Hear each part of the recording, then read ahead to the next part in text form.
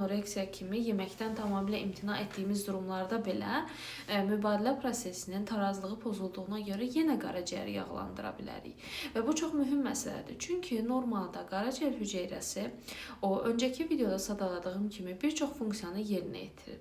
Amma zamanla yağlanma başlayarsa əgər, artıq qaraciyərin o funksiya yerinə yetirən hissəsi get-gedə büzüşür və hüceyrənin içinə yağ molekulları dolmağa başlayır. Və bu yağ molekulları bir yerdən sonra artıq hüceyrənin fəaliyyətini sıradan çıxarır və bununla da yetmir, həmçinin də ekstra olaraq iltihabi proses başladır. Bu iltihabi proses isə məhz öncədə göstərdiyim Klementin misalındakı kimi qaraciyər hüceyrəsinin strukturunu pozur. Bunu sizə belə izah edeyim.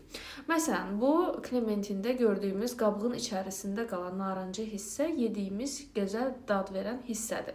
Yəni meyvənin lətidir. Bu isə məsələn bu ağ sap olsun, yaxud da meyvənin lətinin üzərini örtən bu hiss